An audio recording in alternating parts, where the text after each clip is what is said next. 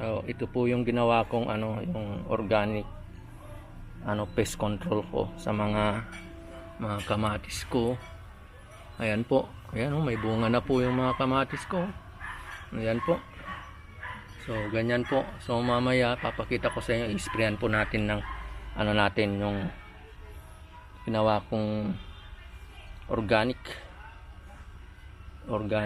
pesticide po. So, ganyan po. Ayan po. Maraming salamat po. Ayan po, ilagay po natin yung ginawa nating sa spray bottle. Tapos i-spray po natin sa ating mga halaman. Ganyan po. Ayan po. Ayan po yung mga pusa namin po. Medyo maingay. Mga mingming. Ayan po. Pati po yung mga aso namin. So, ayan po. Ayan po yung ginawa natin pesticide organic po. Ayan po, isprayan po na natin yung yung mga halaman natin. Ayan po yung nasa container po na kamatis natin. Ayan po, may bunga na po yan. Galing ayan may bunga na po. So makakatulong ito para maalis yung mga peste. Ayan po kung mapapansin nyo po, may mga parang lumilipad na peste po. Ayan po, ganyan. Ayan po, ganyan po. Punta tayo doon sa kabilang mga halaman po. Ayan po, medyo nalalanta po to, kaya lagyan po natin kasi may mga lumilipad na lagyan po natin. Ayan po, puro kamatis po ito. Ayan po. Ayan po. Doon sa ilalim ang tinitira ko para ayan po. Ayan po. Ayan. Oh, ayan mayroong ayan po ayan oh. Ayan po, ito tuturo ko, may mga ganyan po. May mga ganyan na insekto. So tirahin po natin. Ayan. Yun, may mga na yan. So experimental ko lang po ito. Tignan natin kung mag-work. Mag-a-adjust po tayo kung hindi man mag-work. So ito yung sinasabi ko, may mga ganyan na dahon. Tatanggalin po natin yan. Tignan natin sa ilalim. Tignan po natin sa ilalim. Ayan So ganyan po. May mga pusa po ako dito. Maingay. Yun. So ganyan. Ayan po. Tingnan po tayo itong mga talong ko rin po. Ganyan din. Anin ko rin. Ganyan. Mga talong. Mga halaman ko po yan. Yan. Mga talong. Ganyan po. Tingnan natin kung uubra to. Experimental lang po ito. So ganyan po. Ganito lang po ang pag-garden.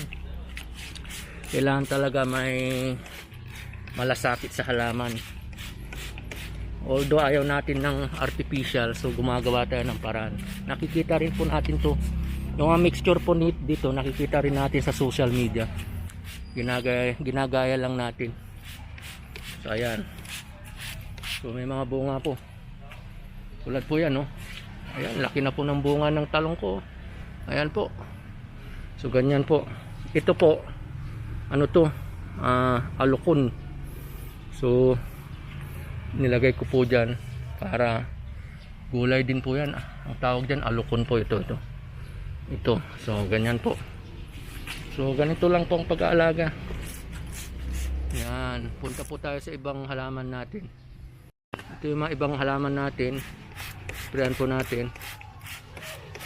Ayan, may po ako, may yung picture pinagkunan ko na kagabi.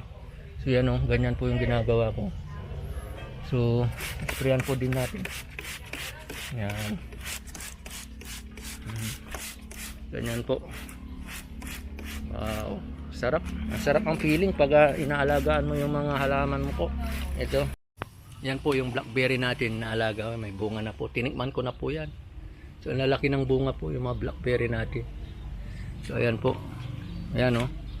So trinimin ko po yan doon sa mga nakita nyo sa mga previous vlog ko. Ayan po, nagbunga na kaagad po. Ayan oh. So ganyan po. Wag muna natin ito isprehan, baka kasi ang ginagawa ko kasi konti lang naman yung tanim kong blackberry, mga 1, 2, 3, 4, 6 ang nabuhay na puno.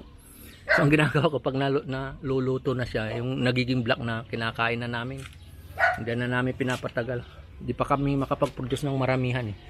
So pero ang sarap, parang may tulad po nito. Ayan po. Ayan, so yan black na oh, pwede nang kainin yan. Yan po, masarap po siya, medyo manamis-namis na may asim. So okay lang po. So ayan po, yung blackberry po natin. So ito po, sprayan din po na, ayan oh, tinamaan ng ano. Ayan, mga ganyan oh. Ayan. Mga guhit-guhit po yan po. Ayan, yan, mga guhit-guhit na ano ito. Tatanggalin po natin yan. Ayan ba ito, tanggalin na natin. Itong dahon na to, tanggalin na natin yung mga infected. Ayan, tanggalin po natin.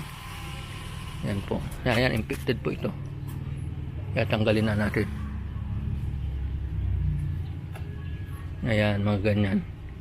Infected na po yan. Para mawala na po siya. Yung mga infected na. Tapos isprayan po natin. Ayan. Ayan.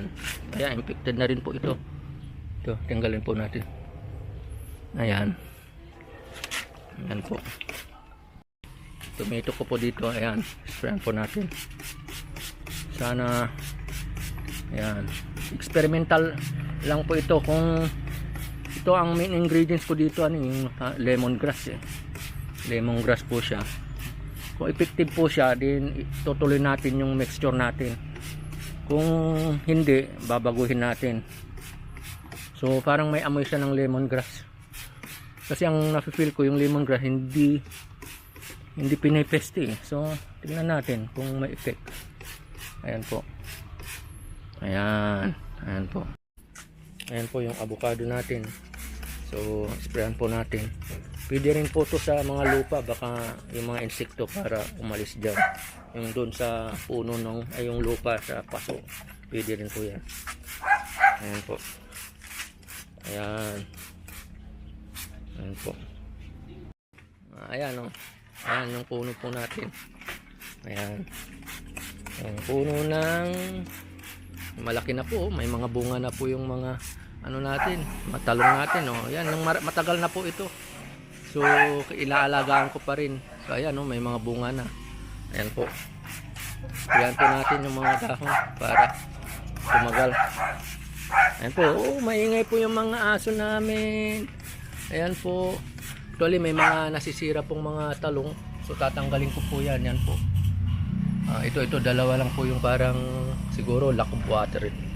Tingnan po natin. I-sprayan po natin yung ano, mga doon sa container niya. Baka kailangan po. May mga langgam. Ganyan po. Ganyan po tayo mag-alaga. Masaya lang po. Parang nasisiyan ka po sa pag-aalaga ng mga halaman. So tuloy lang po natin.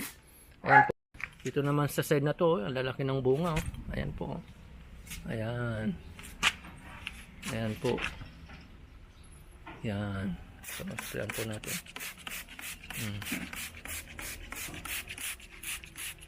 Ayan po. Ayan po, may mga butas-butas po yung ano. Maka siyempre sa ano rin niya. Oh. Ayan, grasshopper. Oh. Grasshopper pala yung kumakain ng ano. Ito po, may grasshopper. Ayan po, grasshopper yung ano, yung tumitira sa mga halaman ko. Ayan, oh, makikita nyo. Ayan po. Ayan. So ang gawin natin dyan, sprayan po natin. Ayan, maligo kayo.